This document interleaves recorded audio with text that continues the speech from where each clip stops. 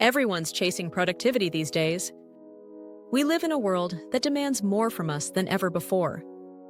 The cost of living keeps climbing, jobs are harder to secure, and AI is quietly replacing entire professions. At the same time, wages don't stretch as far as they used to.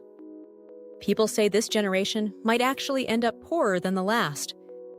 That reality pushes us into a frenzy of trying to do more, faster, better, just to keep up. So what do? We hunt for productivity hacks. We download apps that promise to streamline our lives. We copy what successful people are doing, hoping their methods will rub off on us. And while those tricks may give us a short-term boost, they don't get us any closer to the kind of productivity we really want, the kind that actually makes a lasting difference in our lives and in the world. Here's the uncomfortable truth. Productivity isn't about apps or hacks. It's about intentions. And that's where the law of productivity comes in. The law of productivity can be summed up like this. The productiveness of an outcome is proportional to the goodness of the intention with which its causal action was performed. Or, put more simply, productivity isn't something you achieve by chasing it. It's the byproduct of your intentions. Why do intentions matter so much? Because they shape the way you see the world. Your perspective influences what you notice, what you learn, and how you act. And what you learn, over time, is what determines how productive you become. Productivity is really just a reflection of the quality of your intentions, multiplied over days, months, and years. Let's look at a story to bring this to life. The tale of two coffee shop owners, Tony and Alice. Tony started his coffee shop with one intention: to make as much money as possible. Everything he did, every decision he made, was filtered through that lens. When customers came in, he analyzed what he said, how he acted, and how he arranged his store, all in terms of profit. Over time, Tony discovered that when he exaggerated the quality of his coffee, sales went up. So he started lying. He claimed his beans were rare and special, even though they weren't. Customers believed him, and his profits grew. But it didn't stop there. Tony eventually claimed his beans were ethically sourced when they weren't. He stacked lie upon lie, thinking he was being productive because his sales numbers looked great. From the outside, he seemed like a successful entrepreneur. But eventually, the truth caught up with him.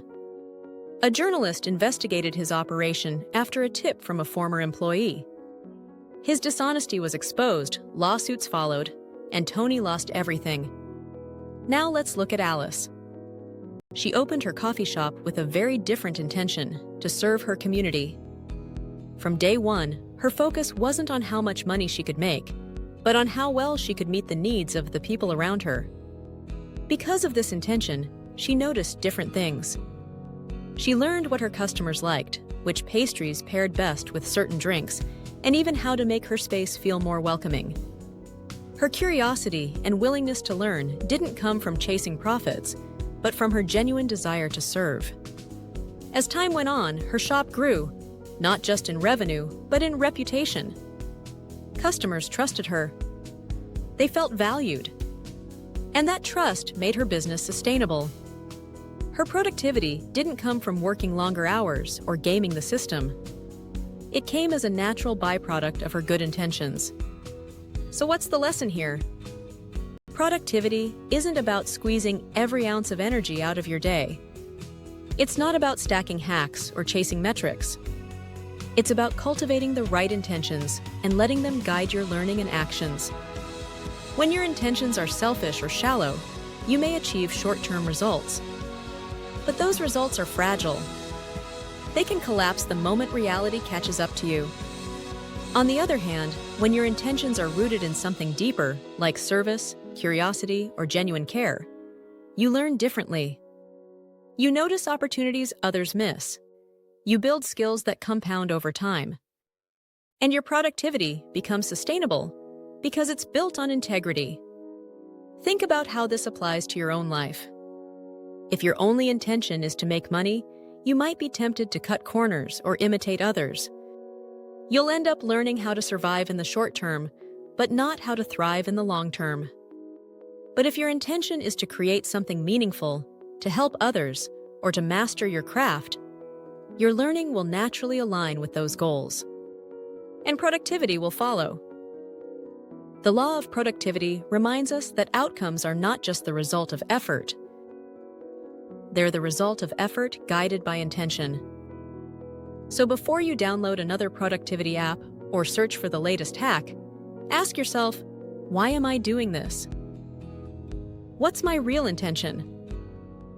Because at the end of the day, productivity isn't about how much you get done. It's about the value of what you create. And the value of what you create depends on the quality of your intentions.